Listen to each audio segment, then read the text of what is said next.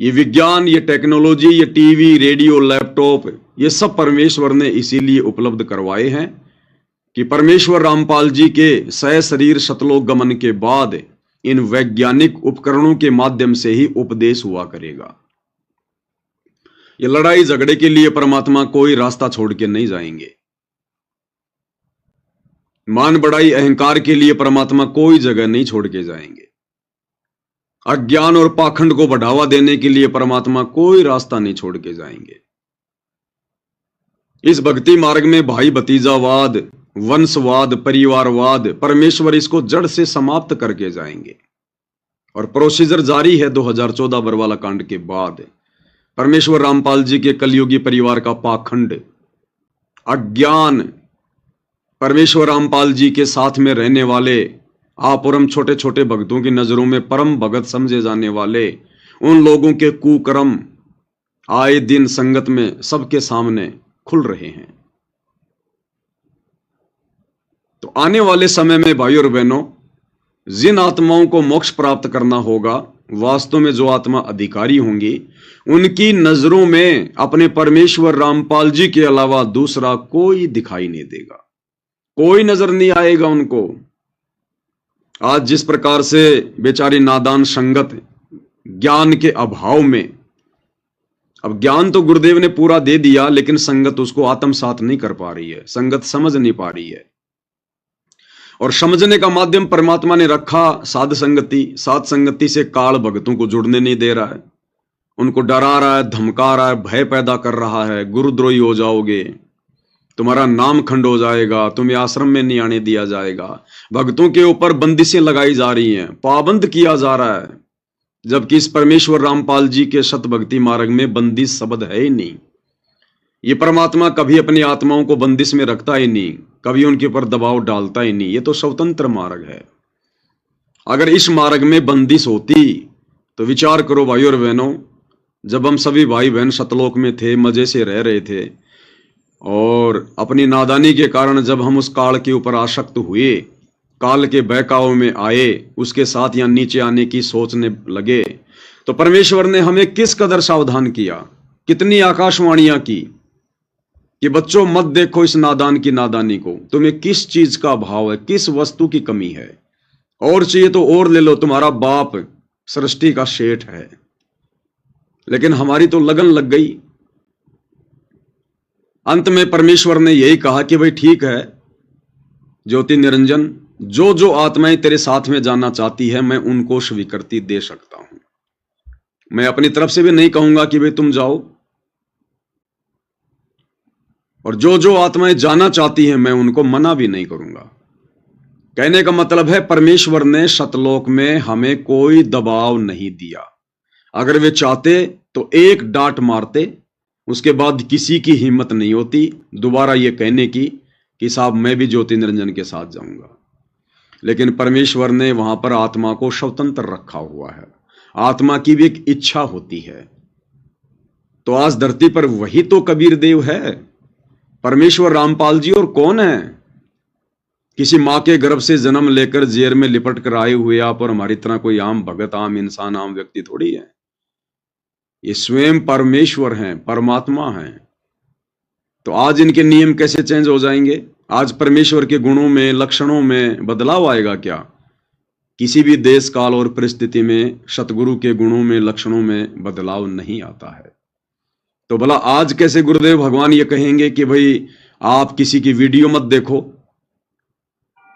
अरे जिस परमेश्वर रामपाल जी ने आप और हमें दृढ़ करने के लिए दुनिया भर के संतों के सत्संग सुनाए, दुनिया भर के सत्संगों की, संतों की वो पुस्तकें पढ़ाई, अगर आज हमें गुरुदेव भगवान दूसरे लोगों की पुस्तकें, सीडी, डीवीडी, उनके सत्संग, उनके वीडियो नहीं दिखाते, तो भाई और बहनों आज हम कैसे निर्णय कर पाते कि असली संत कौन है और नकली संत कौन है?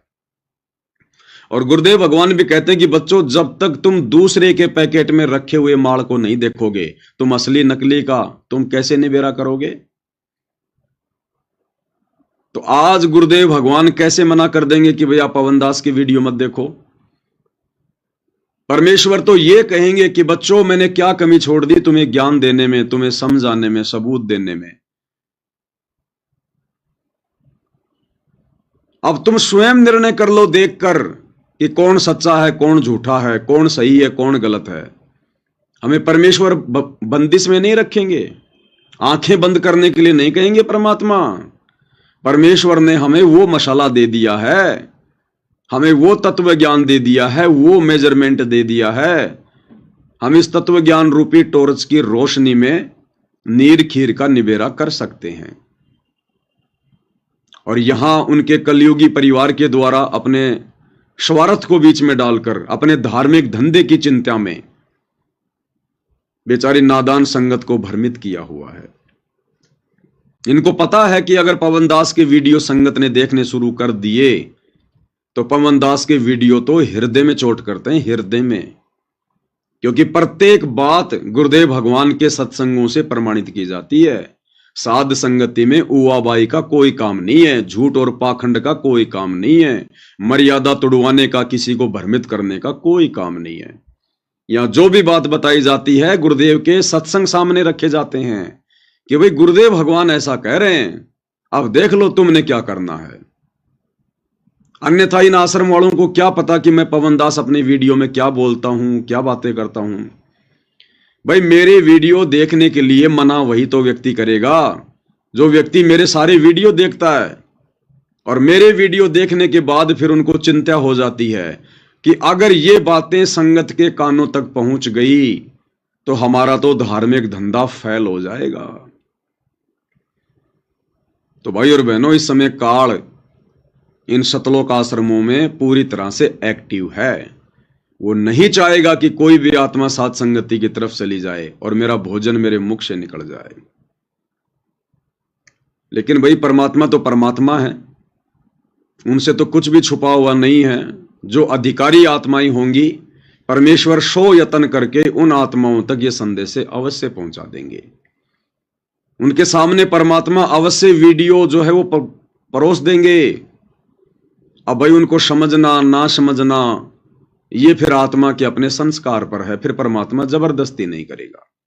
अगर ऐसे ही परमेश्वर रामपाल जी ने जबरदस्ती करनी होती तो भाई और बहनों ये काल के 21 ब्रह्मांड की सृष्टि कब की समाप्त हो चुकी होती, कब के सारे जीव यहां से सतलोक जा चुके होते। 1 सेकंड का काम है परमेश्वर का तो सबकी बुद्धि ऑन कर देना, 1 सेकंड का। उनकी प्रेरणा के बाहर तो कुछ है ही नहीं। परमात्मा के हाथ में जब काल का भी रिमोट है,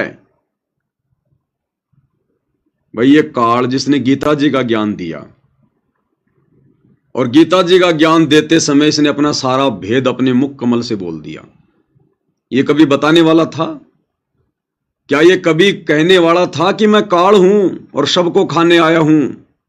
इसने तो अपनी पत्नी दुर्गा को भी डरा रखा है कि मेरा भेद किसी को मत दे देना, मेरे तीनों पुत्रों ब्रह्मा विष्णु महेश को भी मेरी वास्तविकता मत बता देना, नहीं तो मेरे से बुरा कोई नहीं होगा।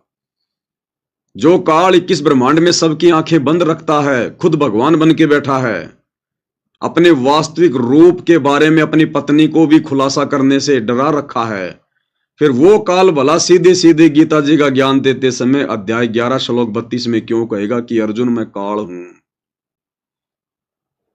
उससे बुलवाया गया है परमेश्वर रामपाल जी के द्वारा, इस कबीर परमेश्वर के द्वारा, क्योंकि रिमोट सारी सृष्टि का परमेश्वर रामपाल जी के हाथ में है। सतगुरु जो चावे सो कर ही, 14 कोटि दूत यम डर ही, ऊत भूत जम त्रास निवारे और चित्र गोपत के कागज फाड़े।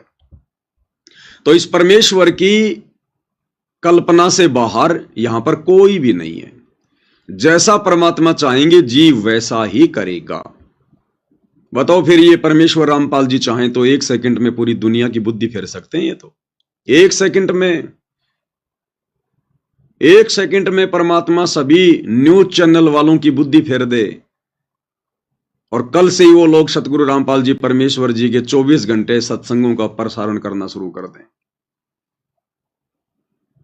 परमेश्वर पूरी सृष्टि के मानव शरीरधारी प्राणियों को एक ही रात में सोपन के माध्यम से अपनी जानकारी करवा दे और सुबह दौड़ते आए सारे के सारे नाम उपदेश लेने के लिए। लेकिन यह परमात्मा भाई और बहनों ऐसा नहीं करता है। इस परमेश्वर के भी कुछ रूल हैं, कुछ उसूल हैं, ये उनको नहीं तोड़ता है। अगर परमेश्वर ने अपना वचन ही तोड़ दिया, अपना एग्रीमेंट ही तोड़ दिया, तो फिर सृष्टि में फिर रह क्या जाएगा। इसलिए फिर परमेश्वर यहां पर स्वयं एक सतगुरु का रूप धारण करके आते हैं, तत्वदर्शी संत बनकर आते हैं, अपने तेज पुंज वाले शरीर को हल्का करके आते हैं, आप और हमारी तरह एक इंसान बन के आते हैं, एक परिवार में आने की लीला करते हैं, हमारी चरम दृष्टि को धोखा देते हैं, एक सामान्य से व्यक्ति का जीवन जीते हैं, एक मुंह बोला बाप बनाते हैं, एक मां बनाते हैं, फिर आगे चलकर एक मुंह बोला गुरु धारण करते हैं। लेकिन उस गुरु को फिर सारी सच्चाई वो बता देते हैं। फिर वो गुरु किसी के सामने भेद नहीं खोलता है, बात को छुपा के रखता है। और फिर परमेश्वर इस गुरु शिष्य परंपरा के माध्यम से अपने मार्ग को आगे बढ़ाते हैं। तो जिस वाणी का हमने जिक्र किया था कि साहिब से सतगुरु भय, सतगुरु से भय साध, और ये तीनों अंग एक हैं, यानी ये परमेश्वर के ही तीनों रूप हैं। यानी साहिब तो वो हैं ही स्वयं परमेश्वर रामपाल जी सतलोक में बैठकर सारी सृष्टि का जो पालन कर रहे हैं, तो साहिब तो वो हैं ही। अब साहिब से सतगुरु भय, फिर सतगुरु की भूमिका भी वो कबीर भगवान स्वयं करता है, और सतगुरु से भय साध यानी एक भगत की भूमिका भी वो स्वयं करता है। तो ये सारे रोल गुरुदेव भगवान कर रहे हैं, सिर्फ आप और हमारे लिए, हमारी आंखें खोलने के लिए।